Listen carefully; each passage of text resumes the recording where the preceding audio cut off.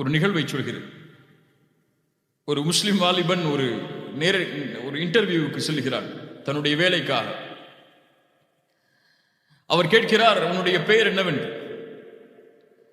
முஹம்மத். அதை சுருக்கமாக வேறொரு வார்த்தையில் வைத்திருக்கிறார்.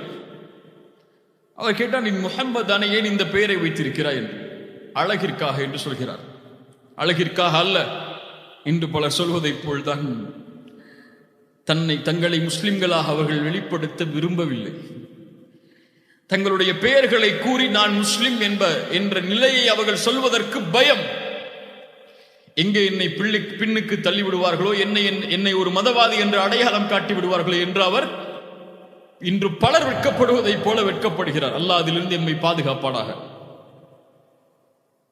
அந்த இன்டர்வியூ எடுப்பவர் கேட்டார், இன்று வெள்ளிக்கிழமை ஜும்ஆவுடைய நேரம், இன்டர்வியூக்கு வந்திருக்கிறாயே என்று. நீங்க ஃப்ரைடே பிரேயருக்கெல்லாம் போக மாட்டீங்களான்னு சொல்லி. அவர் சொன்னார், நான் போயிட்டேன்னா இந்த வேலை கிடைக்காது எனக்கு, அதனால அதை விட்டுட்டு வந்தேன்.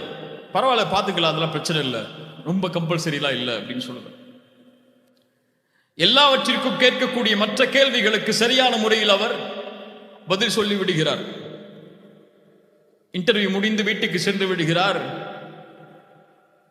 அதில் நான் ஏன் அந்த வேலைக்காக நான் அங்கீகரிக்கப்பட வேண்டும் என்பதற்காக காத்திருக்கிறார். 2-3 நாட்கள் கழிகிறது, அவருக்கு போன் வரல. அந்த நிறுவனத்திற்கு கால் செய்து கேட்கிறார், இப்படி இன்டர்வியூக்கு வந்தேன், என்னால் முடிந்தவரை தெளிவான பதில்களை சொன்னேன், நான் ஏன் எடுக்கப்படலை. அங்க எடுத்தவங்க சொன்னாங்க, எங்களுக்கு தெரியல, இன்டர்வியூ எடுத்தவங்களுக்கு தான் தெரியும், ரிஜெக்ட் பண்ணிட்டாங்க உங்களன்னு சொல்லி. உடனடியாக அவரிடத்திலே போன் பரிமாறப்படுகிறது. அவரிடத்திலே கேட்டார், ஏன் என்னை நீங்கள் தேர்ந்தெடுக்கவில்லை என்று. அவர் சொன்னார், அந்த வார்த்தை அழகானது,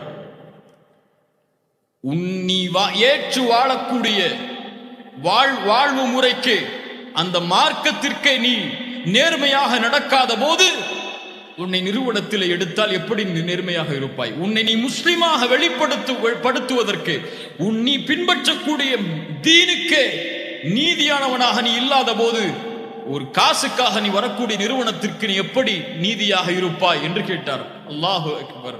அல்லாஹ்விடத்தில் இருப்பதை ஒருபோதும் அவன் அனுமதிக்காததை கொண்டு பெற்றுவிட முடியாது.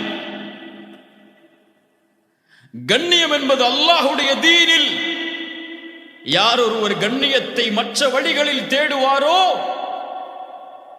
அது அவருக்கு இழிவைத்தான் கொடுக்கும், எதையும் கொடுத்து விடாது. ரசூலுல்லாஹி ஸல்லல்லாஹு அலைஹி வஸல்லம் சொன்னார்கள், ஹதீஸ், அல்லாஹு அக்பர், என்ன ஹதீஸ் பாருங்கள்.